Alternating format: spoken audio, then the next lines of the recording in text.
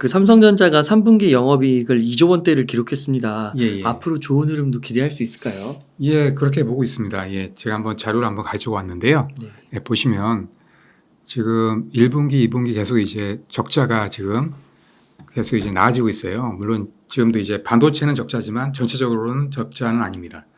근데 이제 반도체는 적자긴 한데 전반적으로 다 보시면 일단은 그 보시면 이제 영업이익이 계속 늘고 있어요. 그래서 3분기도 마찬가지로 상당히 많이 늘 것 같아요. 예, 4분기도 마찬가지고요. 그리고 또 반도체만 보시면 지금 일단은 3분기에 한 3조 넘게 적자가 있을 것 같아요. 근데 이제 지난번보다는 좀 많이 줄은 겁니다. 예, 그 전에는 이제 4조가 계속 넘었거든요. 네. 그래서 계속 줄고 있고 아마 4분기에도 아마 줄지 않을까 이렇게 이제 예측을 하고 있습니다. 그리고 나머지 사업부들은 보시면 지금 대체적으로 다 이제 흑자입니다.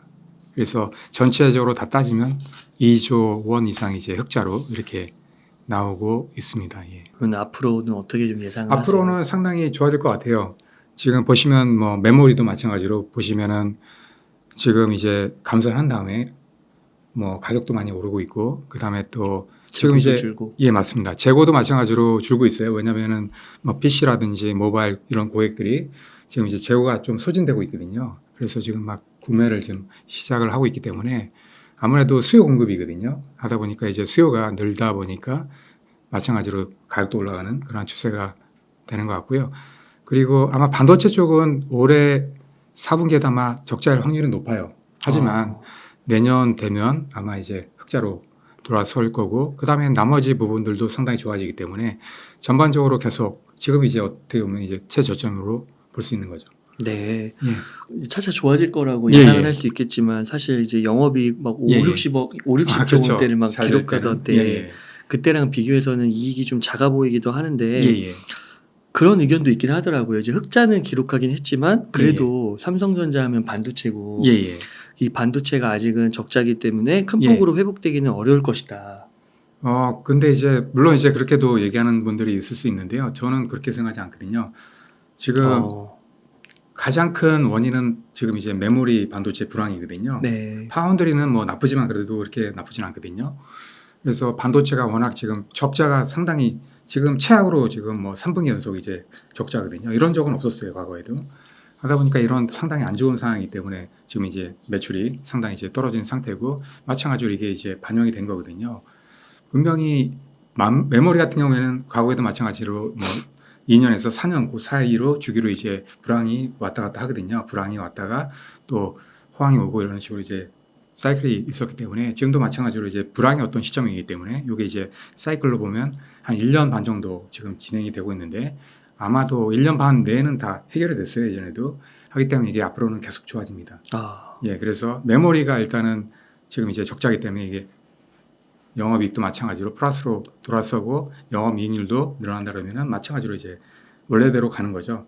그다음에 또 하나 봐야 될 게 이제 파운드리도 마찬가지로 지금 최악의 어떤 상황이거든요. 이게 지금 보시면은 뭐 불과 이제 11% 이거밖에 안 하거든요. 이게 제가 보기에는 앞으로 뭐 30%뭐 크게는 뭐 40% 이렇게 갈 거라고 보거든요. 왜냐하면 이제 경기현 사장님도 분명히 이제 말씀하셨어요. 2025년 되면 분명히 이제 훨씬 더 지금 이제 먼저 이제 2나노 반도체를 GA 방식으로 하기 때문에 그러면서 이제 역전할 수 있는 어떤 가능성이 조금은 있거든요. 그리고 마찬가지로 2028년도까지 이제 따라잡겠다 이런 거거든요. 하기 때문에 그런 게 이제 예정대로 간다 그러면은 파운드리 매출이 이제 30% 40% 갈 수 있는 거죠. 지금 뭐 10%대밖에 안 되지만 그렇게 되면 이제 훨씬 더 주가에는 반영이 되겠죠. 그리고 마찬가지로 시스템 LSI 사업부도 지금 이제 보시면 이제 그렇게 좋지는 않습니다. 마찬가지로 그렇지만 이것도 지금 엄청나게 키우고 있고 특히나 이제 엑시노스도 지금 이제 부활을 노리고 있기 때문에 제가 보기에는 지금 뭐 불과 뭐 몇 프로밖에 안 되지만 앞으로 뭐 10% 이상 될 수도 있다고 보거든요. 차후에는 하기 때문에 지금이 상당히 안 좋은 상황이고 네. 최저점이다 이렇게 보고 있습니다. 그래서 최저점이다. 예, 그래서 주가도 마찬가지로 영업이익이라든지 뭐 매출이 늘어나면 반드시 이제 주가는 장기적으로 이제 반영이 될 수밖에 없기 때문에 예, 앞으로는 계속 오를 걸로 보고 있고 주가도 마찬가지로 계속 이제 상승하지 않을까 이렇게 보고 있습니다. 그렇군요. 그러면 엑시노스 이야기가 나와서 예, 예. 여쭤보고 싶은데 예, 이번에 이제 엑시노스 2400 예, 예. 이게 갤럭시 S24에 탑재된다고 이야기가 나오더라고요. 예, 예. 근데 이게 한번 문제가 있었잖아요. 예, 있었죠. 예. 그리고 또 이번에 보니까 S24 울트라 예. 가장 프리미엄 모델에만은 예. 퀄컴의 스냅드래곤을 탑재하고 예. 예. 그 이하 플러스랑 이제 기본형 예. 거기에만 이제 여기 엑시노스 2400을 섞는다고 하더라고요. 예, 맞습니다. 그래서 이건 또 뭔가 예, 성능 이유가 있어요. 네. 가장 중요한 이유는 뭐냐면 이제 성능이에요. 네. 예전에도 뭐 발열 문제도 있었지만 성능이 솔직히 말씀드리면은 퀄컴보다는 떨어지거든요. 아. 예, 지금 마찬가지로 뭐 지금 이제 동시에 이제 나오는 그러한 S24 모델에 들어가는 엑시노스 2400 이거랑 그다음에 퀄컴 8 3세대 요거랑 이제 비교하면 지금 이제 긱벤치 테스트도 나오는데 그 퀄컴이 약간 더 앞선 걸로 나와 있어요. 예, 하기 때문에 그 울트라 쪽은 이제 최고 프리미엄 제품이거든요. 하다 보니까 그 성능이 일단은 좋아야 되지 않습니까? 그렇죠. 하다 보니까 이제 엑시노스를 쓸 수 없는 거예요. 예, 그래서 퀄컴을 쓸 수밖에 없는 그런 상황이 되는 거죠. 왜냐하면 그 스마트폰의 가장 중요한 게 이제 AP거든요. 네. 스마트폰의 성능은 AP가 좌우합니다. 하기 때문에 아무래도 이제 삼성 입장에서는 뭐 갤럭시도 이제 성능이 좋아야 되기 때문에 그런 퀄컴 제품을 쓸 수밖에 없는 그런 상황이 되는 거죠. 네. 예. 그렇군요. 그 S23에는 예. 퀄컴이 다 들어갔잖아요. 그렇죠. 예. 그것보다는 이 엑시노스 2400이 좋다고 볼 수 있는 예, 좋다고 볼 수 있는 거죠. 아. 왜냐하면 이게 이제 칼을 갈고 이제 만든 거거든요. 이번에. 아. 예, 왜냐하면 이게 중요한 이유가 있어요. 엑시노스가 살아야지만 시스템 LSI 사업부가 살 수가 있고요. 그 다음에 또 왜냐하면 이제 대표 칩이기 때문에 엑시노스가 그거 외에도 이제 다른 칩들도 엑시노스 브랜드로 달고 나오는 게 많거든요. 네. 그래서 그런 게 있고 그 다음에 또 마찬가지로 이게 또 삼성 파운드리에서 또 제조를 한단 말이죠. 그러면은 또 이게 자체적으로 하게 되면 또 삼성 파운드리의 영향이 또 갈 수밖에 없고 마찬가지로 또 그 갤럭시 폰에도 이제 탑재가 되면 또 이제 경쟁력이 생길 수가 있어요. 가격적으로도. 네. 왜냐하면 이제 기본적으로 지금 올해만 해도 그 퀄컴 그 AP가 상당히 가격 올라갔어요. 한 30% 이상 올라갔기 때문에. 30%. 예. 그래서 이게 가격이 상당히 부담이 되는 거죠. 그렇죠. 그리고 또 왜냐하면 이제 엑시노스를 써야지만 이게 또 가격 경쟁력이 생기는 거예요. 왜냐하면 또 경쟁을 시켜야 되기 때문에 퀄컴하고. 퀄컴이 이제 자기밖에 없다면 이제 가격을 더 높게 볼 수밖에 그렇죠. 없거든요.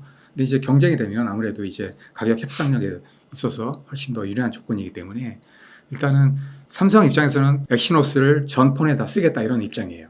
그래서 지금 중저가 모델에는 다 이제 엑시노스를 쓰고 있거든요. 네. 하기 때문에 계속 이제 늘려나갈 겁니다. 어느 정도 이제 검증이 돼야 되겠죠. 일단은 이제 나온 다음에 성능이 검증이 된다 그러면은 삼성에서는 점차적으로 이제 엑시노스로 다 바꿔 나가겠죠. 한 번에 바꾸지는 않을 겁니다. 계속 이제 늘려나가죠. 예, 특히나 이제 한국 같은 경우에는 그 성능에 상당히 민감합니다. 소비자들이 하기 때문에 한국 쪽에는 아마 더 좋은 퀄컴 스냅드래곤을 쓸 가능성이 더 있는 거죠. 네. 그 퀄컴이 예. 이러한 삼성의 행보를 예. 싫어하지 않을까요? 이게 애매한 관계예요. 왜냐하면 이제 퀄컴하고는 이제 고객이면서 또 이제 경쟁자면서 애매한 관계입니다. 그러네요. 예, 그래서 뭐 커다란 뭐 문제는 없을까요? 제가 보기에는 일단 나와봐야 압니다. 일단은 근데 이제 분명히 이번 뭐 테크 대회에서도 이제 분명히 엑시노스를 상당히 대대적으로 이제 선전을 했거든요. 그래서 성능은 예전보다는 확실히 좋아진 거는 확실한 것 같습니다. 근데 이제 막상 그게 이제 갤럭시 폰에 탑재가 된 다음에 나온 다음에 이게 소비자의 어떤 반응이 있지 않습니까? 이게 어느 정도 이제 나올 수 있느냐 이게 중요한 거죠. 아 그렇군요. 그래서 소비자가 느끼기에 진짜 엑시노스 뭐 퀄컴만큼이나 좋네라고 네. 이제 느낀다 그러면 더 많이 이제 바꾸겠죠. 그래서 이제 나중에는 완전히 엑시노스로 전부 다 바꾸겠죠.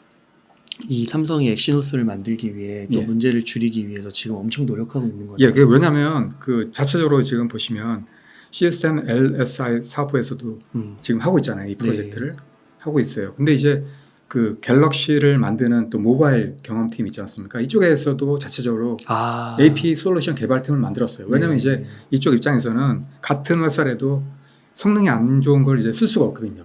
자기들도 이제 경쟁력이 달려 있기 때문에 하기 때문에 이게 엑시노스가 그 성능이 안 나온다 그러면 자기들도 이제 개발해서 쓰겠다 이런 거거든요. 그래서 그런 팀을 만들었어요. 고객 경험팀에서 예, 계속 예, 그걸 예. 피드백을 주는 거군요. 그런 것도 있고 이제 만약에 이제 엑시노스의 성능이 안 나온다면 자체적으로 하겠다는 거죠. 예. 예. 그렇군요. 예. 와, 그래서 경쟁을 또 사내로 붙인 예. 거네요. 그럴 수밖에 없어요. 왜냐하면 이게 만약에 안 좋은 그런 AP를 엑시노스를 갤럭시에 썼다가 이게 그렇죠. 스마트폰의 어떤 성능이 떨어져 버리면 자기들도 문제가 크거든요. 하기 때문에 이게 어쩔 수 없어요. 그래서 자기 입장 뭐냐면 그 모바일 경험팀에서 뭐냐면 이게 퀄컴 칩이든 엑시노스 칩이든 상관하지 않겠다. 우리는 성능이 좋고 가격이 좋은 걸 쓰겠다. 이런 거거든요. 그 삼성이 그게 예. 좀 무서운 것 같아요. 예. 사내에서도 팀을 똑같은 팀을 만들어가지고 예. 경쟁시키는. 예, 그렇습니다. 예전에도 그런 게 있었죠. 예. 예. 아 그렇군요. 예. 그 퀄컴하고 엑시노스하고 차이점이 뭐 빌어지는 거는요. 예, 예. 만들어지는 거는 예. 퀄컴이 제작은 안 하잖아요. 제조는. 예, 근데 그게 웃긴 게 예. 그게 동시에 그 삼성 파운드에서 제작을 합니다. 여기. 예전에 이제 TSMC에서 제작을 했었는데 아, 넘어올 것 같아요. 네. 그래서 이제 삼성 파운드에서 제작을 합니다. 음. 그럼 같은 파운드에서 퀄컴 칩과 그다음에 이제 엑시노스 칩을 만드는 거죠. 똑같이 만든다는 거는 이제 공정상에는 똑같은 조건이거든요. 만약에 성능이 떨어진다는 거는 설계에서 문제가 있다는 거예요. 그 설계에서 문제가 있는 거죠. 예, 그래서 극명하게 이제 차이가 나는 거죠. 아. 설계력의 차이에서 이제 분명히 그런 능력의 차이가 나는 거죠. 그럼 퀄컴도 TSMC에서 예, 예. 삼성으로 돌린 건 예. 삼성의 파운드리는 그 정도는 할 수 있다는 예, 거죠? 맞습니다. 예전에 가장 문제됐던 게 이제 그 수율이에요. 네. 근데 수율이 지금 오히려 뭐 TSMC보다 좋아지고 있어요. 오. 하다 보니까 그런 게 이제 믿을 만한 그런 게 되는 거죠. 성능도 예전보다는 뭐 예전에도 썼었기 때문에 어느 정도 알기 때문에 네. 예, 그래서 이제 어느 정도 믿고 쓰는 거죠. 그리고 이렇게 써줘야만 또 이제 서로 경쟁하면서 협조가 되거든요. 그러니까 퀄컴하고는 애매한 관계인데 아무튼 그렇게 서로 이제 도와줘야 되는 관계입니다. 아 예. 그렇군요. 진짜 예. 애매한 것 같은데 또 옛날에 그 애플하고 예. 또 삼성과의 예, 관계도 예. 있었잖아요. 그렇죠, 그렇죠. 예. 아 그렇군요. 예. 그러면 교수님이 이렇게 총체적으로 좀 예. 보셨을 때 예. 지금 삼성전자 주가가 그래도 어제는 좀 올랐는데 예, 예. 그래도 6만 원대예요. 예, 예. 그래서 어떻게 다시 정고점 뭐 한 9만 원대로 오르기 위해서 예, 예. 어떤 조건이 좀 더 필요할 거라고 보시나요? 일단은 지금 메모리가 일단 불황이 끝나야 돼요, 기본적으로. 근데 이제 그거는 말씀드린 대로 아마 조만간에 끝날 것 같습니다. 왜냐하면 이제 보시면 이제 DDR5하고 그 다음에 또 HBM이 지금 잘 나갈 것 같거든요, 앞으로도. 하기 때문에 이게 또 가격이 높고 그 다음에 또 마진이 상당히 높아요. 하기 때문에 부족한 면을 충분히 이제 커버할 수 있는 그런 게 되는 거죠. 네. 그래서 아마 내년 정도 되면 어느 정도 그런 게 이제 감안이 될 거고요. 또 그런 상태에서 또 파운드리는 지금이 최악의 상황이라고 보거든요. 그래서 파운드리는 앞으로도 계속 좋아질 일밖에 없고 그다음에 지금 중요한 게 있어요. TSMC는 지금 상당히 안 좋습니다. 상황이. 예. 그래요. 최근에 보시면 뭐 그 장비 같은 경우도 이제 납입을 딜레이 시켜놨어요. 맞아요. 예. 그리고 또 매출도 작년하고 비교하면 한 10% 이상 떨어졌거든요. 매출이요. 예, 예. 그래서 상당히 떨어지고 있는데 마켓시어도 마찬가지로 삼성은 지금 올라가고 있어요. 물론 이제 큰 폭으로 올라가진 않습니다. 근데 조금씩 올라가고 있거든요. 중요한 게 왜냐면 이제 TSMC는 떨어지고 삼성은 올라가고 있고 그리고 지금 이제 보시면 이제 삼성도 마찬가지고 TSMC도 마찬가지로 불황이라는 상태죠. 네. 그런 상황에서 이제 삼성은 올라가고 있다는 거죠. 그게 중요한 겁니다. 예. 그래서 예. 메모리 불황이 끝나고 예, 예. 파운드리에서는 그러니까 예. 뭐 지금이 최악이니까 예, 예. 이제 성장은 한다는 거잖아요. 그렇죠, 그렇죠. 예. 그런 게 또 주가에 반영되면 예. 이게 이제 호재니까. 그렇죠, 그렇죠. 그래서 뭐 지금 이제 많은 증권사나 이런 데도 군만 전작한다 이렇게 이제 대체적으로 지금 보고 있거든요. 예, 예. 아 그렇군요. 예. 다른 저 모바일 경험 네트워크 디스플레이, 예. 영상 디스플레이, 생활가전, 전자 예. 이런 부분은 좀 어떻게 보세요? 모바일 쪽은 상당히 지금 최근에 잘하고 있어요. 디스플레이도 마찬가지로. 왜냐하면 이제 최근에 이제 플립폰이라든지 뭐 폴드폰이라든지 이런 게 상당히 좀 잘 나오고 있잖아요. 하기 때문에 상당히 매출도 상당히 좋게 반영이 되고 있어요. 최근에. 예. 그래서 이것도 어느 정도 반영이 될 것 같아요. 앞으로도. 예, 예. 하지만 중요한 건 이제 반도체입니다. 왜냐하면 이제 매출적으로 보시면 솔직히 말씀드리면은 그 반도체보다 나머지 부분이 더 큽니다. 매출은. 근데 이제 그 이익률은 반도체가 거의 뭐 한 60% 정도 되거든요. 와. 하기 때문에 반도체가 일단은 중요해요. 반도체가 커야지만 일단은 삼성전자의 주가도 올라갈 수 있는 거거든요. 예. 그러니까 이 반도체 예. 그 판매량 예, 예. 또는 재고 관리 이거가 되게 어렵다고 그러더라고요. 아, 그렇죠, 예측하는 그렇죠. 게. 메모리 같은 경우에는 왜냐하면 이제 기본적으로 스톡 베이스예요. 그게 뭐냐면 이제 재고를 쌓아놓고 팔기 때문에 네. 재고하고 이제 그 다음에 또 예측을 잘못해버리면 재고가 엄청나게 남아버리거든요. 그래서 자체적으로 이제 포커싱을 잘해야 돼요. 네. 예. 왜냐하면 메모리 같은 경우에는 중요한 게 이제 그 성능 같은 경우에는 거의 다 비슷합니다. 하기 때문에 중요한 게 이제 재고가 일단 많아버리면 고객들이 안 사요. 굳이 이렇게 많은데 지금 살 필요 있어 이렇게 느낀다고요. 네. 근데 이제 재고가 별로 없고 또 사람들이 막 사기 시작하면 또 이제 급작스럽게 또 가격이 올라갑니다. 아, 그래서 이런 심리적인 부분도 상당히 큽니다. 음. 하기 때문에 수요 공급 그게 상당히 가격에 많이 영향이 있습니다. 그러니까 어떤 전문가분들은 예, 예. 지금 딱 요 모습이 예. 그 2018년, 19년 그때 어려웠을 때 예, 예. 그러다 갑자기 삼성전자 예, 주가가 맞습니다. 폭발적으로 왜 올라갔다. 그러냐면 네. 기본적으로 보시면 다른 데서 사기 시작하면 네. 덩달아 같이 삽니다. 그런 거죠. 그러니까 그러면서 이제 엄청나게 가격이 오르는 거죠. 이게 심리적으로 이게 상당히 있어요. 네. 예, 그래서 그런 게 상당히 중요합니다. 심리적인 게. 그게 또 발생될 수 있다는 예, 거죠. 그렇죠, 그렇죠. 왜냐하면 이제 사기 시작하면 자기들도 사야 되거든요. 왜냐하면 이제 한정된 그러한 재고 속에서 자기들도 이제 물량을 구해야 되거든요. 하기 때문에 이게 상당히 중요합니다. 예. 그러니까 그럴 수 있을 것 같은 게 예. 이게 인공지능 예, 시대에 예, 예. 램이 많이 들어갈 거 아니에요. 예, 그렇죠. 그 안에 붙어가지고 옆에서 예, 그러면은 뭐 진짜 그거 엄청나게 투자하고 있는데 예. 진짜 바람만 불면은 빅테크 그렇죠, 그렇죠. 엄청나게 사잖아요. 예. 그 메모리가 말씀하신 대로 그 폰노이망 방식은 프로세서가 쓰이고 반드시 그 옆에 이제 메모리 반도체가 같이 쓰입니다. 하기 네. 때문에 GPU가 쓰이면 메모리도 같이 쓰인다는 아. 얘기죠. 하기 때문에 같이 성장할 수밖에 없는 거예요. 네. 예. 또 그렇게 그때 또 잘못 예. 또 올라타면 고점이 예. 또 물리는 거고. 그렇죠. 그리고 또 하나 봐야 되는 게 네. 추가적으로 말씀드리면 또 차량용 반도체 이쪽에도 음. 메모리가 상당히 많이 쓰이기 시작했습니다. 네. 그래서 지금은 뭐 한 10%밖에 안 되지만 메모리 반도체가 앞으로는 30% 정도 될 거예요. 예, 그리고 성장성이 상당히 높습니다. 네. 보면 매년 30% 이상 성장할 것 같아요. 메모리 쪽이 차량용 네. 반도체 쪽에. 예. 네, 그래서 삼성전자의 미래는 한번 걸어볼 만하다. 예. 네. 예, 그래서 참고적으로 저도 샀습니다. 아, 주식을 그랬어요? 삼성을 얼마 전에. 책을 사셨군요. 왜냐하면 또 남들한테만 사라 그러면 안 되니까 아. 저도 이제 샀습니다. 예, 최근에. 너무 예. 좋습니다. 예. TSMC의 경쟁력이 과거에 비해 뒤처지고 있다는 평이 나오고 있습니다. 예, 예. 이런 이야기들은 왜 나오는 것일까요? 일단은 그 시발이 있는데요. 뭐냐면은 맨 처음에 얼마 전에 몇 개월 전에 이제 나온 뉴스에서 보시면 애리조나 팹 있지 않습니까? TSMC의 팹이 원래는 2024년도에 양산을 하려고 했어요. 근데 이제 1년이 딜레이가 됐어요. 네. 왜냐면 이제 운영할 만한 사람이 없어가지고 구하지 아. 못해가지고 이제 딜레이가 됐고 그다음에 상당히 또 미국에 있는 노동자 조합하고 상당히 마찰을 많이 빚었거든요. 그러면서 1년이 딜레이가 됐는데 삼성은 내년에 이제 양산하겠다 이런 거거든요. 오히려 더 빠릅니다. 야. 왜냐면 이제 더 늦게 시작했는데. 네. 예. 그리고 또 최근에 보시면 이제 TSMC는 매출이 지금 줄고 있다고요. 예. 근데 삼성은 오르고 있고 파운드리 쪽만. 네. 예. 그런 상황이고 그다음에 또 봐야 되는 게 지금 그 TSMC 같은 경우도 지금 1나노 반도체를 얼마 전에 지금 이제 팹을 질려다가 지금 지역민의 어떤 반대에 부딪혀가지고 지금 무산이 됐어요. 그다음 마찬가지로 2나노 반도체도 보시면 원래는 2025년도에 양산을 할 예정이었는데 이게 아마 2026년도로 아마 딜레이가 될 것 같아요. 삼성은 2025년도에 합니다. 야. 뭐 여러 가지 이제 얘기가 나오고 있는데 아마도 GAA 방식을 처음으로 도입하지 않습니까?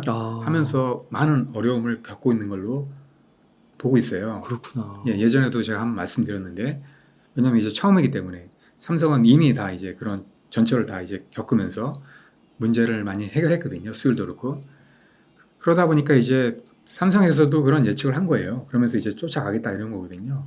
분명히 처음이기 때문에 분명히 양산이 딜레이 될 수 있다라고 본 거죠. 그게 가장 좋은 베스트 시나리오인데 양산이 딜레이 되는 게 가장 좋은 거고 그 다음에 또 이제 양산이 제때 되더라도 뭐 수율이 제대로 안 나온다든지 이런 게 또 이제 삼성한테 어떤 유리한 변수가 될 수 있거든요. 근데 가장 중요한 그 이슈가 뭐냐면 양산이 딜레이 되는 겁니다. 근데 이제 그런 식으로 이제 시나리오가 지금 이제 흐르고 있다는 거죠. 예, 예.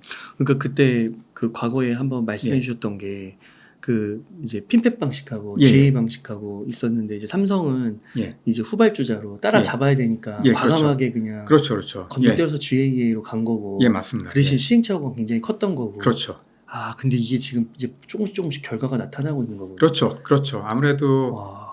지금 이제 삼성은 어느 정도 안정화 단계에 와 있어요. 수율도 상당히 많이 올라가 있고 하기 때문에 제가 볼 때는 뭐 2나노 반도체도 2025년도에 할 것 같아요. 야. 그때도 수율도 그렇게 나쁘지 않게 나올 것 같아요. 이미 다 경험했기 때문에. 그래서 수율도 괜찮게 나오고 근데 이제 TSMC는 분명히 양산도 딜레이 되면서 수율도 좋게 나오지 않을 거란 얘기죠. 예, 그러면서 이제 그 뭐 1년 정도 격차가 났던 게 좁혀지는 거죠. 그러면서 이제 쫓아갈 수 있는 거죠. 그 TSMC가 예. R&D 비용도 어마어마하게 투자하잖아요. 예, 1등임에도. 맞습니다. 예, 맞습니다. 근데 그게 그렇게 잘 안 되는 건가 보네요. 예, 물론 이제 R&D 비용도 중요하긴 한데요. 네. 근데 이제 그것도 중요하지만 이제 일단은 그 사람도 중요합니다. 이 엔지니어 능력도 중요하거든요. 예, 그런 것도 중요하고 뭐 전반적으로 또 뭐 여러 가지로 이제 봐야 돼요, 사항을. 네. 예, 근데 이제 그 최근에 보면 이제 TSMC가 그 미국에 있는 공장에서 어떤 이제 갈등 이런 게 많이 생기면서 또 앞으로 아마 제가 보기에는 아마 TSMC가 미국에는 아마 더 이상 투자하기 쉽지 않을 것 같아요. 오.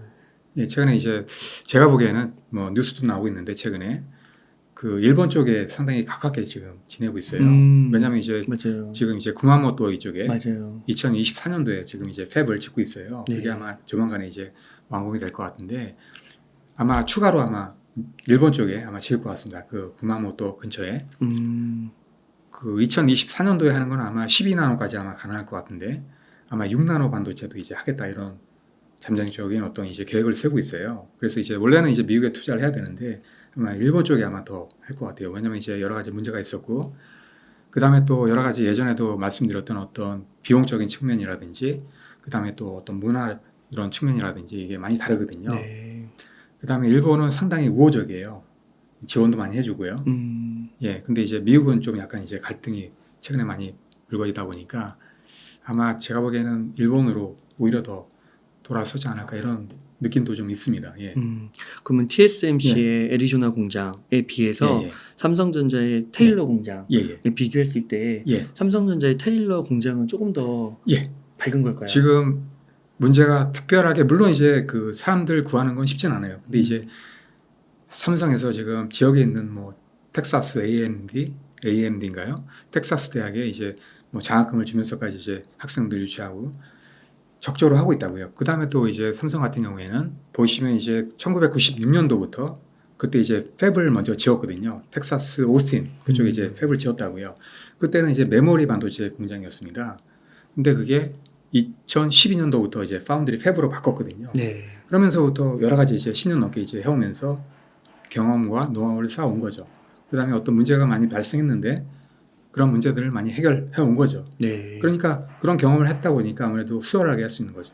아, 예. 그렇군요. 예. 그러면은 삼성전자랑 예. TSMC의 시장 점유율이 중요할 것 같은데 예, 예. 그 격차가 줄어들고는 있나요? 지금 예 줄어들고 있습니다. 3분기는 아직 나와 있지는 않은데 2분기 보시면 상당히 좀 줄고 있어요. 보시면 이제 TSMC는 1분기에 60%가 넘었는데 그게 이제 56.4%로 떨어졌고요. 예, 삼성은 9.9%에서 11.7%로 올라갔습니다. 아마 3분기에도 삼성은 올라가고 TSMC는 떨어질 가능성이 커요. 네. 예, 그래서 이게 점차적으로 이제 시장 점유율 폭이 이제 줄어들 수 있는 거죠. 그러네요. 한 4, 예. 5%씩 줄어드는 것 같네요. 예, 예, 예. 왜냐하면 이제 TSMC는 줄고 삼성은 조금씩 올라가고 하기 때문에 더 좁혀지는 거죠. 이중으로. 예. 그래서 삼성이 잘하고 있는 것 같네요.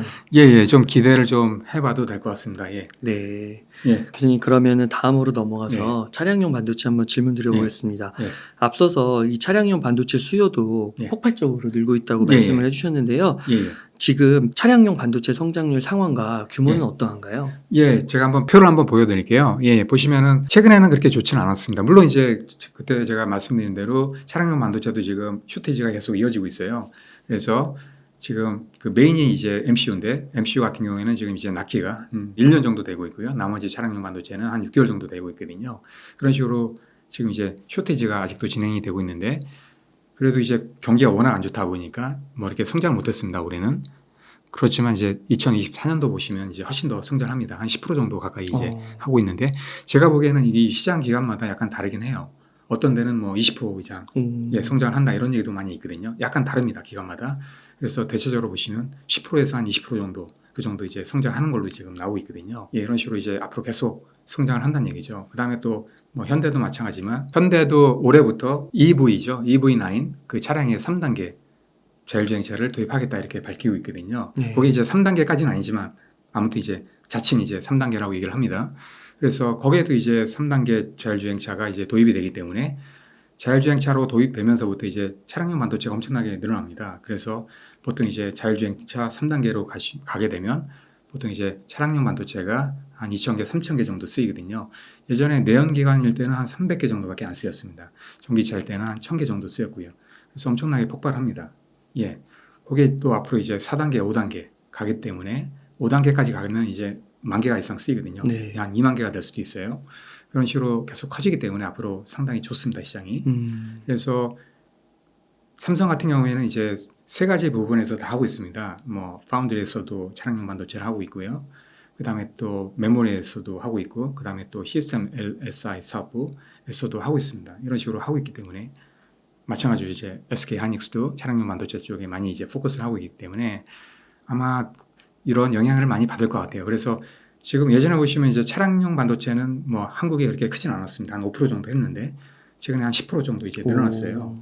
그래서 제가 보기에는 뭐 삼성이랑 SK가 잘하고 있기 때문에 아마 10% 훨씬 더 넘어갈 것 같아요. 예.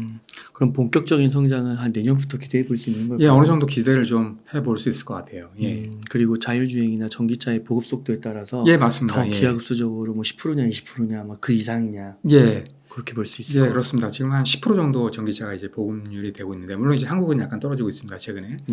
근데 이제 전 세계적인 추세는 전기차로 갈 수밖에 없는 추세고, 그 다음에 또 유럽 같은 경우에는 2035년이 되면 내연기관차는 더 이상 할 수가 없어요. 예, 수입도 안 됩니다. 네. 하기 때문에 어차피 이제 가긴 가야 됩니다. 하기 때문에 이제 반도체는 필수적으로 쓰인다는 얘기죠. 그 다음에 또 이게 자율주행차로 되면서부터 이제 모빌리티로 이제 또 이제 산업이 커집니다. 네. 그러면 최근에도 이제 뭐 여러 가지 서비스 로봇이라든지 뭐 그다음에 또 뭐 UAM이라든지 그다음에 또 여러 가지 뭐 전차라든지 뭐 그다음에 비행기라든지 선박이라든지 이런 쪽도 다 자율주행으로 가고 있거든요.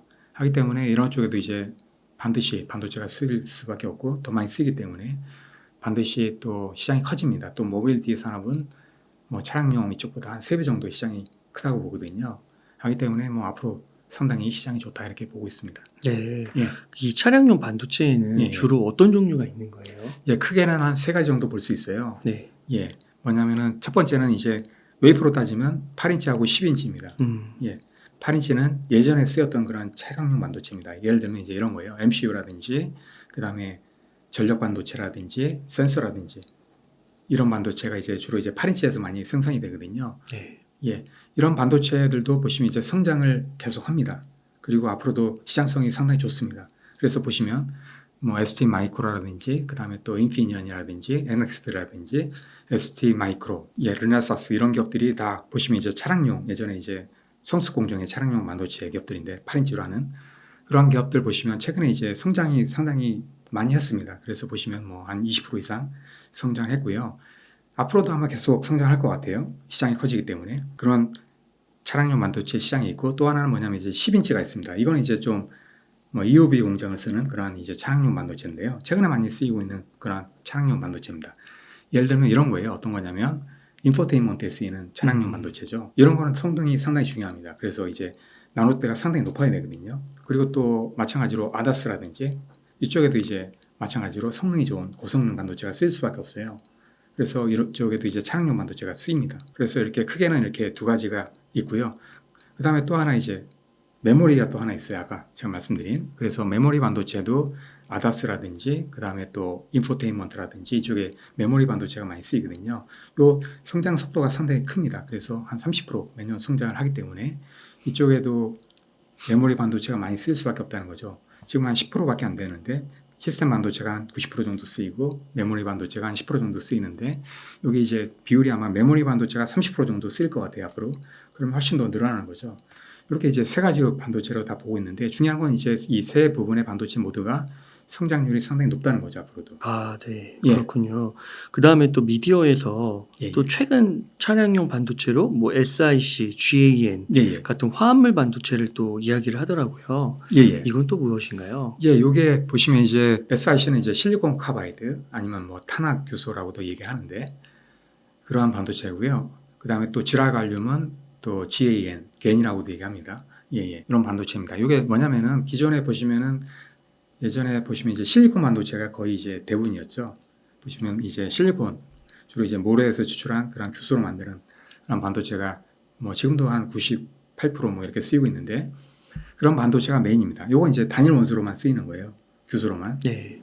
근데 이게 뭐냐면 이제 그 규소가 실리콘이 이제 성능은 좋습니다. 좋은데 문제는 뭐냐면 이제 성능이 어느 정도 좋지만 이게 어떤 베스트의 어떤 그러한 성능은 아닙니다. 예. 근데 이제 이러한 그 단일 원소를 찾을 수가 없기 때문에 이제 그 반도체를 원소를 이제 두 개를 찾은 거예요. 그래서 이제 섞은 거거든요. 예. 이렇게 섞게 되면 이제 훨씬 더 성능이 좋아집니다. 그래서 이렇게 이제 화물 반도체라고 얘기합니다. 두 가지 원소를 섞은 반도체. 그래서 이렇게 화물 반도체가 차량용 이쪽에 이제 주목받고 있는 이유가 있는데 그 이유가 뭐냐면 세 가지 이유가 들 수가 있어요. 뭐냐면은 차량 같은 경우에는 여러 가지 이제 조건이 상당히 악조건이잖아요. 환경에 많이 노출되기 때문에. 그래서 보시면 이제 온도라든지 뭐 전압이라든지 이런 게 상당히 높아야 돼요. 네. 근데 이제 실리콘 반도체를 쓰게 되면 이게 반도체가 성질이 변해버립니다. 왜냐하면 이제 밴드갭이라는 게 있는데 이런 화합물 반도체는 이제 밴드갭이 상당히 넓습니다. 네. 넓다는 얘기는 뭐냐면 이제 반도체 특성이 변하지 않는다는 얘기예요. 잘. 네. 하기 때문에 이런 고압, 그다음에 고온 이런 데서 쓸 수 있는 거거든요. 특히 보시면 이제 그 주유할 때나 뭐 이런 때도 보시면 앞으로 이제 그 볼테이지가 400V 또 앞으로 더 가면 이제 800V. 왜냐하면 이제 볼테이지가 이렇게 높아지면 이게 더 충전하는 어떤 그 속도가 더 빨라지거든요. 네. 이런 식으로 간다는 얘기죠. 근데 400V, 800V에 쓸 수 있는 반도체가 이제 화물 반도체라는 얘기예요. 이런 실리콘 반도체는 특성이 변해버리기 때문에 쓸 수가 없어요. 예, 하기 때문에 주목받고 있는 거고요. 또 뭐냐면 이제 이런 화물 반도체는 그 전력 효율이 상당히 좋습니다. 그래서 최근에 이제 이슈가 뭐냐면 이제 ESG 상당히 네. 이슈가 되고 있지 않습니까? 하기 때문에 그 효율이 좋은 반도체, 전력 소모가 적고 효율이 좋은 그러한 반도체가 필요합니다. 그래서 이런 화물 반도체가 또 각광을 받고 있고요. 또 하나 이제 마지막으로 뭐냐면은 이건 이제 그 화물 반도체를 쓰게 되면 그 뭐 인버터라든지 컨버터라든지 이런 그 부피 있지 않습니까? 이 사이즈를 상당히 줄일 수가 있어요. 그러면은 뭐 그 차량 내부를 더 효과적으로 쓸 수 있는 거죠. 무게도 가부여 줄 수 있고요. 하기 때문에 이런 특성 때문에 이런 화물 반도체를 쓰게 되면 그렇게 이제 부피나 무게를 줄 수가 있거든요. 하기 때문에 이런 화물 반도체를 쓰게 되는 겁니다. 아, 그렇군요. 예, 그래서 이 차량용 반도체도 앞으로 신기술도 많이 나오는 예, 거고 예. 새로운 반도체도 많이 나오면서 이 예. potential적인 성장세에 맞춰서 예, 계속해서 맞습니다. 진화하겠네요. 예, 그래서 그 차이가 있어요. 그 실리콘 카바이드 SiC하고 그다음에 지라갈륨, 겐. 이 차이가 뭐냐면 일단은 그 실리콘 카바이드는 고전압 이쪽에서 상당히 강합니다. 네. 그다음에 지라갈륨 이쪽은 뭐냐면은 고주파 이쪽에서 상당히 강합니다. 이런 차이가 있고요. 응용 분야를 보시면 차이가 있는 게 이제 실리콘 카바이드는 주로 이제 80% 정도가 자동차에 많이 포커스가 돼 있어요. 한 80% 정도가 자동차용으로 쓰입니다. 그다음에 한 20% 정도가 신재생 에너지라든지 이쪽에 쓰입니다. 그래서 주로 이제 실리콘 카바이드가 차량용에 많이 쓰입니다. 그래서 이쪽이 중요한 거고요.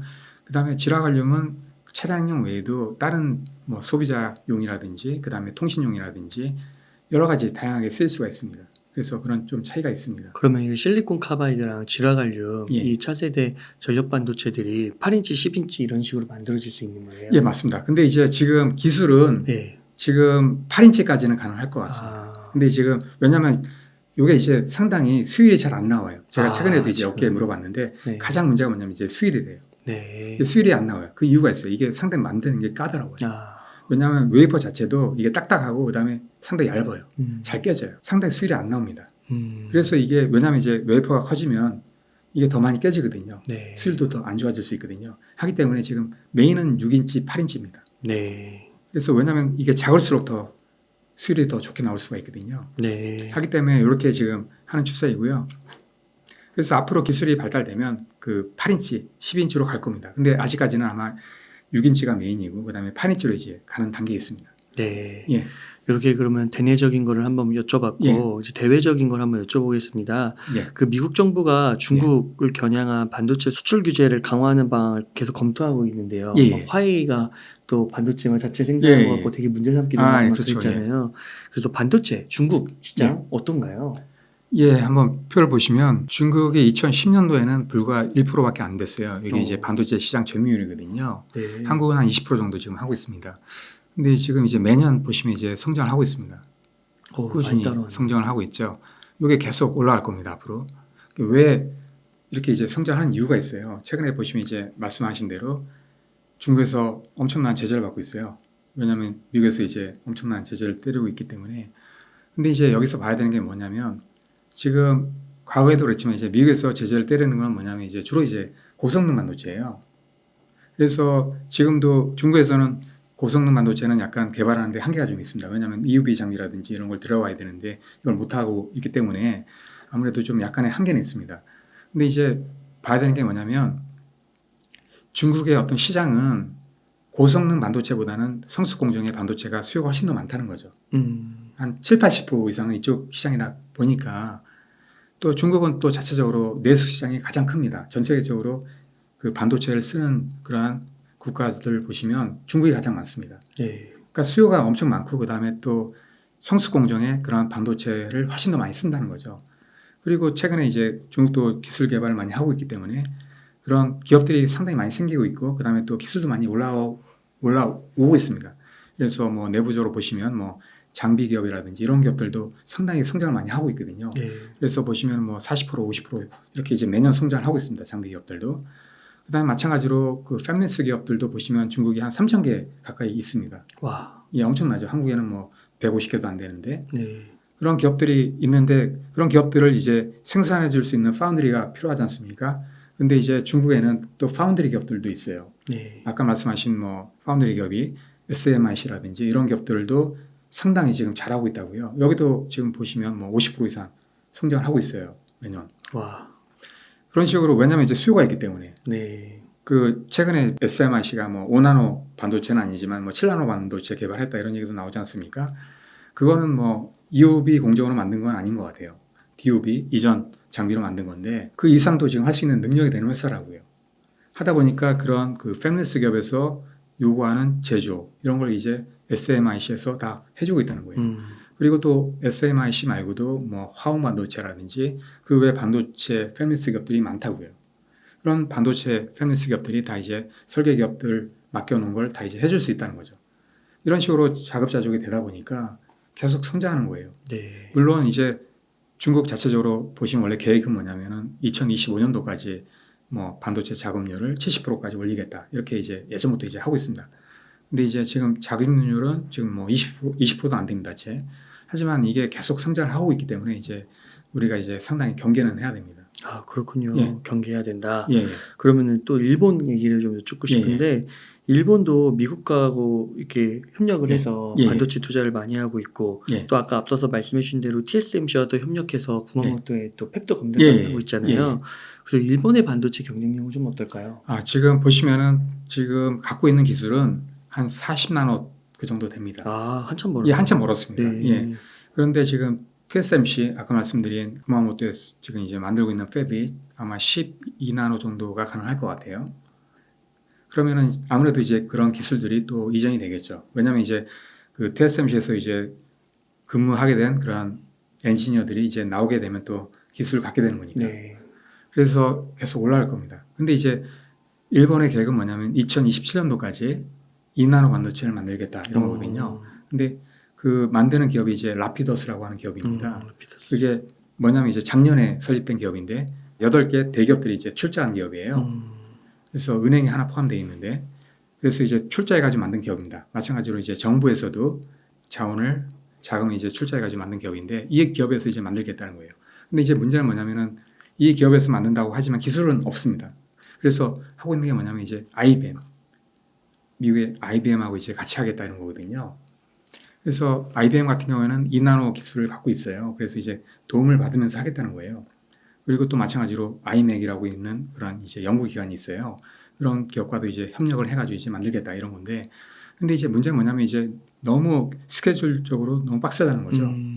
지금 뭐 40나노 반도체 기술을 갖고 있는데 불과 2027년도면 불과 뭐 4년밖에 안 남았는데 2나노. 이 기간 내에 과연 이제 40나노에서 2나노까지 이제 갈 수 있느냐 이런 거죠. 그리고 또 일본 자체적으로 이제 그런 2나노 반도체를 쓸 수 있는 어떤 그런 애플리케이션이 있느냐 이런 문제도 있습니다. 예, 그래서 이게 과연 그러한 스케줄대로 과연 될까? 아무리 절대 일본 자체적으로 못합니다. IBM하고 다른 기업들이 도와줘야 되는데 이게 또 중간에 또 협력하다가 이제 안 될 수도 있는 거고 그쵸. 여러 가지 이제 변수가 있거든요. 하기 때문에 또 이제 8개 기업이 이제 같이 협력을 한다는 거는 그 중에 있는 기업들이 어떤 불만이라든지 어떤 갈등이 그렇죠. 생기면 안 되는 경우도 있거든요. 네. 그리고 또 과거에도 그런 경우가 있었고요. 하기 때문에 여러 가지 이제 안 될 수 있는 어떤 변수가 많습니다. 그래서 좀 경계는 해야 되지만 아마 그 라피더스 같은 경우도 뭐 직접적으로 아마 경쟁은 하겠다 이런 건 아닌 것 같아요. 어차피 이제 니치 마켓 그런 거 네. 이제 바라보고 하겠다는 거거든요. 왜냐하면 이제 자체적으로 보시면 이제 경쟁력이 TSMC나 삼성만큼은 절대 안 되거든요. 네. 아무리 뭐 2027년도에 한다래도 아마 그 니치 마켓이나 아마 삼성이나 뭐 TSMC가 하지 않는 그런 시장을 할 거예요. 아마 그런 식으로 아마 맛 경쟁은 하지 않을 겁니다. 예, 하기 때문에 아마 그렇게 쉽지는 않을 것 같아요. 왜냐하면 스케줄적으로 너무 빡세다. 예, 그래서 일본보다는 중국이 더 경계해야 될 대상이 되겠네요. 예, 양국 기업 다 경계는 해야 되겠지만 아마 첨단 쪽은 아마 제가 보기에는 조만간에 아마 따라올 것 같지는 않습니다. 아, 근데 첨단. 아까 제가 말씀드린 거는 중국도 그래서 이제 포커스하고 있는 게 뭐냐면은 두 가지예요. 하나는 이제 성수공정 반도체예요. 아까 말씀드린 대로 성수공정 반도체는 수요가 엄청 많기 때문에 네. 중국 내에도 엄청난 수요가 있기 때문에 충분히 이제 자급자족할 수 있는 거죠.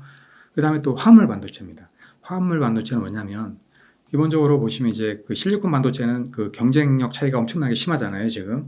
근데 이제 화물 반도체는 이제 시작이에요. 하기 때문에 지금 이제 어느 정도 기술 수준이 그렇게 차이가 나지 않습니다. 네. 하기 때문에 쫓아갈 수 있는 어떤 그런 여력이 충분하다는 거죠. 하기 때문에 이쪽을 포커스를 하고 있습니다, 중국도. 그리고 또 일본도 제가 말씀드린 대로 아마 TSMC하고 삼성하고 직접적으로 경쟁하지는 않을 겁니다. 아마 니치 마켓을 보고 아마 하게 될 겁니다. 네. 예. 네, 그러면 교수님 예. 지금 한 1억 정도 여유 자금이 있으면은 네. 어떻게 투자 전략을 세우시겠나요? 일단은 제가 보기에는 한 5천만 원 정도는 아마 삼성전자에 투자할 것 같아요. 오. 예. 왜냐하면 삼성전자는 안정적으로 배당을 받으면서 꾸준히 성장할 수 있는 주기 때문에. 그래서 안정적인 주식에 투자할 것 같고요. 그 다음에 나머지 한 5천만 원 정도는 좀 약간 리스크가 큰 대신에 이제 이익률이 상당히 클 수 있는 예를 들면 뭐 엔비디아 같은 주식 있죠. 이런 주식에 아마 투자할 것 같아요. 그래서 뭐 안정적인 주식하고 그 다음에 약간 이제 하이 리스크, 하이 리턴 그렇게 할 수 있는 주식 반 해가지고 이제 포트폴리오를 가져갈 것 같습니다. 네. 예. 끝으로 시청자님들께 하고 싶으신 말씀이나 강조하고 싶으신 말씀 있다면 부탁드리겠습니다. 예. 제가 항상 말씀을 드리는데 약간 좀 한 3년 정도는 보고 투자하셔라 이렇게 말씀드립니다. 왜냐하면 이 반도체 시장이라는 게 보시면 변수가 너무 많습니다. 네. 지금 이렇게 하다가 또 만약에 이제 금융위기 이런 게 온다라면 또 꺾일 수가 있거든요. 이건 누구도 모릅니다. 분명히 왜냐하면 이제 반도체도 마찬가지로 일상생활하고 밀접하게 관계가 있기 때문에 분명히 이제 금융위기가 오게 되면 분명히 꺾입니다. 예, 하기 때문에 이게 언제 또 이게 회사가 잘한다고 될 수 있는 게 아니거든요. 기본적으로 외부 변수에 영향을 받기 때문에. 근데 이제 문제는 뭐냐면 이런 변수들이 오래가지 않는다는 거죠. 길어야 3년, 짧으면 1년 하기 때문에 이런 변수들이 거치고 나면 성장하는 기업과 그 다음에 이익률이 높아지는 기업들은 반드시 장기적으로 성장하기 때문에 네. 그래서 제가 3년을 말씀드리는 겁니다. 그래서 한 3년 정도는 이제 보고 장기적으로 투자하게 되면 분명히 어느 정도 상당한 이익을 갖지 않을까라고 봅니다. 그래서 제가 보기에는 불황일 때 좀 투자할 필요가 있어요. 왜냐하면 이제 불황일 때 이제 주가가 낮기 때문에 그래서 이제 호황이 오게 되면 또 이제 주가가 반영이 된 다음에 올라가기 때문에 불황일 때 투자하는 게 적기다라고 이제 보고 있습니다. 네. 예, 그래서 지금이 어느 정도 적기다 이렇게 이제 생각을 하고 있습니다. 삼성 파운드리 자체적으로 만든 그런 자료입니다. 그래서 재무적인 부분 한번 보시면 지금 올해도 이제 성장을 했고 그다음에 아마 작년에도 계속 이제 성장을 했고 지난해에도 계속 성장해 오고 있습니다. 예, 그래서 보시면 지금 이제 매출이 지금 10억 빌리언이라고 돼 있는데 그러면 이제 100억입니다. 100억 달러가 넘었습니다. 예, 상당히 성장을 많이 했고요. 그 다음에 또 보시면 2022년도에 두 자릿수 성장했어요. 이게 계속 이제 성장하고 있습니다. 아, 두 자릿수로 계속 이어지고 있는 거예요. 예. 그리고 또 보시면 잘 아시다시피 TSMC가 넘버원이고 삼성이 넘버2입니다. 예. ABCD로 표현했어요. 예. 다 뻔히 아는 건데. 예. 삼성 파운드리가 이제 어떻게 걸어왔나 나타내고 있는데요. 보시면은 2005년도에 처음 시작을 했습니다. 예. 예, 상당히 오래됐죠. 네. 예. 근데 이제 2017년도에 보시면 요게 이제 시스템 LSI 사업부에서 이제 분할이 됐어요. 그래서 별도 사업부로 나온 겁니다. 네. 원래는 예전에 이제 얘기가 되게 많았는데 이유가 뭐냐면은 아무래도 이제 이게 삼성 같은 경우에는 IBM이다 보니까 설계도 같이 합니다. 하다 보니까 그 고객이 다 이제 패밀리스 기업들인데 설계 자산을 맡기면 아무래도 그 패밀리 사업부에 이제 그런 설계 자산이 넘어가면 안 되니까. 그렇죠. 그래서 이제 분할을 한 건데 원래는 이게 이제 이때도 이제 마찬가지로 SK 하이닉스도 별도 회사로 이제 나왔거든요. 네. 근데 삼성은 이제 별도 회사로 하진 않았습니다. 왜냐하면 이제 투자를 해야 하기 때문에. 왜냐하면은 그 파운드리 사업이 아시다시피 상당한 많은 이제 투자가 되거든요. 그런 투자 여건이 안 되기 때문에 그냥 사업부만 분할한 겁니다. 디램에서 번 돈을 넣는 거군요. 맞습니다. 예. 디램에서 번 걸 이제 넣은 거죠. 예. 지금도 그렇게 하고 있고. 네. 그래서 2005년도부터 2017년도까지 솔직히 말씀드리면 그렇게 성장을 못했습니다. 예. 별로 이렇게 성장을 못했어요. 왜냐하면 이제 이 당시에는 그 파운드리 상태계라든지 그 다음에 또 여러 가지 이제 삼성의 어떤 독자적인 전략이라든지 수주키 계열화 이런 걸 많이 했어요. 하다 보니까 그 파운드리 자체는 이제 생태계거든요. 이런 생태계를 키워야 되는데 그런 걸 못했다는 얘기죠. 그래서 성장을 못했습니다. 하지만 2017년도 이때부터 이제 분할하면서 이제 생태계를 이제 키우기 시작한 거거든요. 왜냐하면 이제 TSMC가 그런 식으로 이제 성장했기 때문에 똑같이 이제 모방을 하는 겁니다. 그래서 2017년도에 이제 나오면서부터 계속 이제 커지기 시작한 겁니다. 그래서 보시면은 뭐 7나노 EUV 공정을 시작을 했고요. 먼저. 이것도 세계 1위네요. 예, 맞습니다. 먼저 시작했지만 TSMC가 앞섰죠. 예. 그런데 예. TSMC가 따라잡은 거군요. 그렇죠. 예. 그렇구나. 그다음에 또 S5 라인은 이제 평택에 공장을 또 건설한 겁니다. 평택은 주로 이제 첨단 공정 그쪽으로 많이 합니다. 최근에. 그다음에 또 2022년도에 잘 아시다시피 3나노 GA 공정을 이제 처음으로 시작을 했거든요. 이것도 세계 1위네요. 예, 맞습니다. 이게 TSMC가 2022년도 12월 달에 했거든요. 삼성이 6월 달에 했어요. 한 6개월 정도 빨랐고요. 예, 삼성은 GAA 방식인데도 6개월 정도 더 빨랐습니다. 이게 이제 삼성 파운드리의 중요한 역사 마일스톤이네요. 예, 맞습니다. 예. 너무 재밌는데요. 그래요? 여기까지만 봐도 재밌는데요. 예. 그리고 지금 이제 제조 시설을 보시면 여러 군데 있어요. 지금 보시면은 지금 이제 국내는 한 3군데 정도 볼 수 있는데요. 기흥, 그 다음에 또 화성, 그 다음 평택입니다. 네. 최근에 이제 평택 쪽에 많이 키우고 있어요. 첨단 쪽을 그렇게 이제 키우고 있고, 그 다음에 또 이게 뭐냐면은 TSP는 이게 뭐냐면은 테스트 앤 시스템 패키지입니다. 패키지 사업부거든요. 그래서 그 OY는 온양입니다. 그 다음에 CA는 천안입니다. 그래서 천안에 이제 패키지도 패키지. 근데 이제 차이가 뭐냐면 천안 쪽에도 이제 어드밴스드 패키징을 한다는 거죠. 예, 이쪽은 이제 기존의 패키징을 하는 거고요. 컨벤셔널 어드밴스드. 그렇게 이제 나눠 있습니다. 네. 예. 그리고 또 해외는 제가 아까 말씀드린 오스틴 공장은 텍사스. 1996년도에 이제 메모리 공장을 했다가 2012년도에 이제 파운드리 공장으로 바꿨습니다.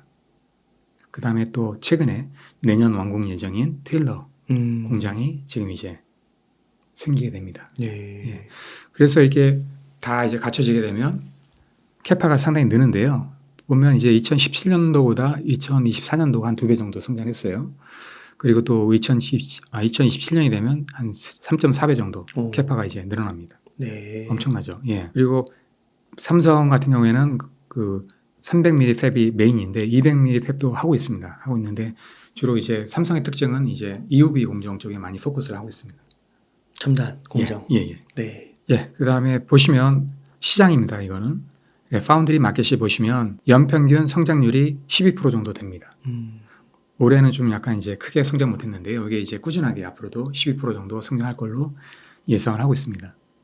예, 그래서 이제 파운드리가 길잡이가 될 거다 앞으로 이렇게 이제 얘기를 하고 있는 겁니다. 그리고 또 마찬가지로 시장을 보시면 이제 데이터 트래픽 시장이 상당히 커집니다. 매년 21% 정도 이제 성장할 걸로 보고 있고요. 그 다음에 전기차 이쪽도 마찬가지로 매년 한 37% 정도 성장한다 이렇게 이제 보고 있습니다. 그래서 이쪽에서 아마 삼성이 많이 성장을 할 것 같아요. 그리고 또 HPC는 뭐냐면 이제 하이 퍼포먼스 컴퓨팅입니다. 주로 이제 우리가 알고 있는 데이터 센터라든지 이쪽 그쪽에 많이 쓰이고 그다음에 AI라든지 그런 쪽에 쓰이는 그런 애플리케이션입니다. 가장 큰 시장은 4개입니다. 네. 예, 첫 번째가 아까 말씀드린 HPC, 고성능 컴퓨팅 이쪽이 이제 메인이 되고요. 그다음에 또 5G나 모바일 쪽 이쪽, 그다음에 또 자동차 이쪽도 시장 성장률이 크기 때문에 이쪽 성장을 할 것 같고요. 그다음에 또 IoT 해가지고 이제 앞으로 모든 사물이 다 연결이 됩니다. 예. 그리고 마찬가지로 최근에 또 IoT 또 인공지능도 앞으로 탑재가 될 것 같아요. 그리고 또 마찬가지로 모든 사물에는 이제 인공지능이 앞으로 이제 많이 탑재가 되기 때문에 이쪽 시장도 상당히 앞으로 커진다 이렇게 보고 있습니다. 네. 예, 그리고 또 기술 로드맵인데요. 보시면은 뭐 32나노, 28나노에서 상당히 발전했죠. 3나노까지 이제 오고 있는데, 예, 핀펫을 먼저 이제 시작을 했죠. 그 다음에 또 10나노 공정도 먼저 세계 넘버원으로 시작을 했고요. 그 다음에 EUV 공정도 이제 넘버원으로 시작을 했습니다. 그리고 LPP는 이제 로우 파워입니다. 로우 파워 플러스고, 예, 그 다음에 또 마찬가지로 7나노도 그렇게 이제 하고 있고요. 그 다음에 또 보시면은 또 SOI는 뭐냐면 이제 실리콘 온 인설레이터입니다. 뭐냐면 이제 실리콘 기판 두 개가 있어요. 그 안에 이제 절연층을 만드는 겁니다. 그래서 이제 누설 전류로 이제 막는 거거든요. 네.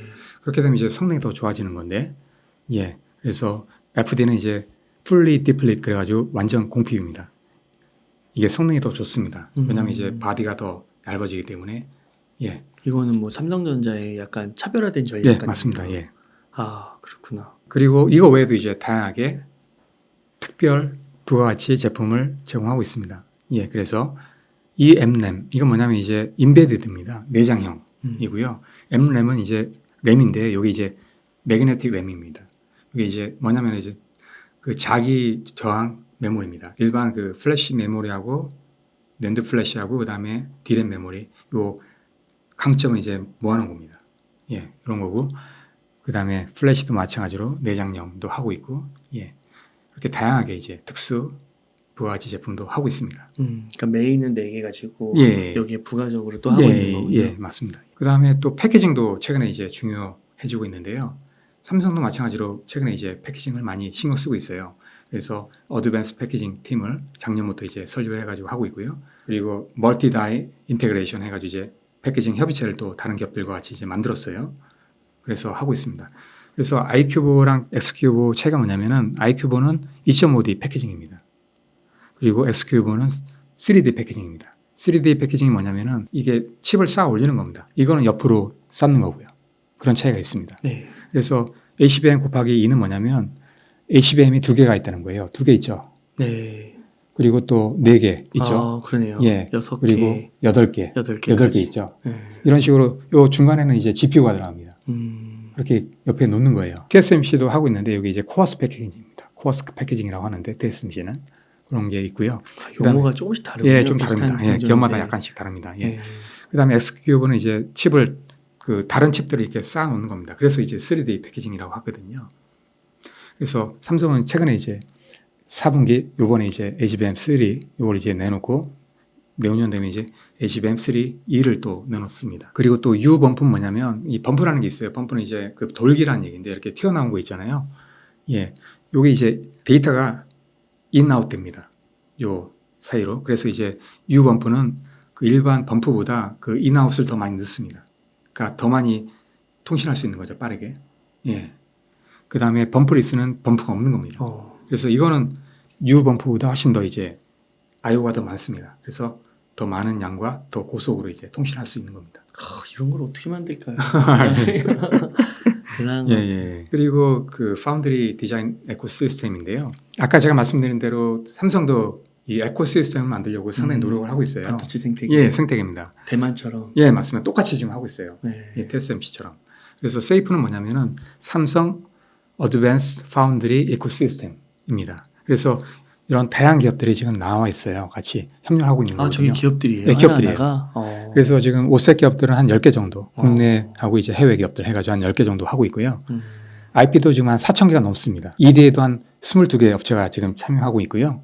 그 다음에 DSP는 뭐냐면 디자인 솔루션 파트너입니다. 이건 이제 디자인 하우스 있잖아요. 요 기업들이 한 9개 정도 있고요. 그 다음에 마찬가지로 클라우드, 뭐 아마존이라든지 예, 뭐 이런 기업들, 그 다음에 또 마이크로소프트라든지 이런 기업들 해가지고 이제 9개 정도 같이 협업을 하고 있습니다. 그 다음에 또 최적화를 하고 있는데요. DTCO는 뭐냐면 이제 디자인 테크놀로지 코 옵티마이제이션입니다. 그래서 그 디자인하고 그다음에 공정 사이에 최적화를 하는 거예요. 예. 그래서 그 보면 이제 그 최적화를 잘하면 이제 성능이 또 올라가거든요. 예전에 이제 그 인텔 같은 경우도 이제 보시면 이제 틱톡 전략 있지 않습니까? 공정을 이제 첨단으로 가면서 또 한편으로는 디자인 아키텍처를 바꿔가지고 성능을 높이는 거거든요. 그런 식으로 이제 디자인을 잘하게 되면 성능이 높아져요. 그런 걸 이제 하고 있는 거고요. 그다음에 ST는 뭐냐면 시스템적으로 이제 최적화하겠다는 거예요. 뭐냐면 이제 시스템과 그다음에 공정을 최적화해가지고 훨씬 더 성능을 높이는 거예요. 예를 들면 그 칩을 더 좋게 만든다든지 아니면 또 패키징을 더 잘해가지고 성능을 높인다든지 PCB를 또 잘해가지고 또 성능을 높인다든지 이렇게 이제 시스템적으로 이제 성능 높이는 겁니다. 네. 이렇게 하고 있고요. 마찬가지로 이제 내 분야에서 이렇게 서비스를 하고 있습니다. 아, 구현하겠다. 예. 네. 그래서 그 주요 주안점이 뭐냐면 그 디지털 전환되면서 아무래도 이제 그 파운드리도 고성능 반도체 이쪽에 기회가 많잖아요. 왜냐면은 그 성수 공정보다도 고성능 반도체 이쪽이 성장률이 더 훨씬 더 높아요. 네. 그래서 이쪽에 높고. 예, 맞습니다. 아, 그러니까 이익도 더 큰 거죠, 훨씬 더. 네. 그러니까 이쪽에 삼성은 더 포커스하겠다 이런 거예요. 그다음에 또 지금 아시다시피 이제 엄청난 투자를 지금 하고 있지 않습니까? 그래서 지금 뭐 애리조나 이쪽에도 지금 텍사스 쪽에도 지금 테일러 쪽에 지금 하고 있지 않습니까? 그쪽에 지금 팹을 늘리고 있고 그다음에 또 쉘 퍼스트 전략이 뭐냐면 그 매년 한 개씩 팹을 새로 짓겠다 이런 거거든요. 네. 그래서 계속 지금 굉장히 공격적이네요. 예, 그렇죠. 용인에도 지금 파운드리 팹을 뭐 4개 아니면 5개 짓겠다 이런 거거든요. 계속 이제 해외든 국내든 계속 이제 1년에 한 개씩 팹을 늘려나가겠다 이런 거예요. 그다음에 또 기술적으로도 뭐 GA 방식이라든지 또 운영이라든지 서비스라든지 이런 데서 이제 뭐 주도권을 잡겠다 이런 거죠. 그다음에 마찬가지로 그 타임 투 마켓 하겠다는 거죠. 그러니까 왜냐하면 이제 그 타임 투 마켓이 중요하거든요. 그 제때 이제 반도체도 개발해야 돼요. 또 마찬가지로 팹도 제때 이제 딱 해야지만 고객이 이제 제때 맞춰서 이제 또 생산할 수 있거든요. 이런 식으로 이제 빠르게 하겠다는 거죠. 그래서 이제 고객들과 같이 성장하겠다 이런 겁니다. 예. 아, 그렇군요. 예. 이 삼성 파운드리가 잘 될 것 같은데요. 예. 좋은 자료 이렇게 설명해 주셔서 예. 감사드리고 너무 이해가 잘 되었습니다. 예, 고맙습니다. 예. 삼성전자 주식 사야겠네요. 감사합니다. 예, 감사합니다.